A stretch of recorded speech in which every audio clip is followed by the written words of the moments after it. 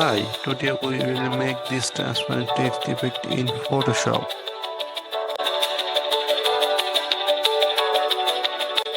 First, drag the image layer to make it duplicate.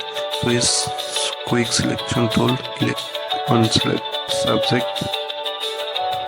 After making selection subject, add a layer mask. Take type tools and write of any text.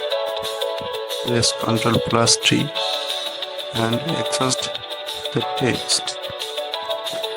Make a duplicate layer of text. Select the copied text and right click, convert to shape. Select the fill color to none and stroke to blue. Drag the text layer to mask. Drag the text layer to below the subject layer.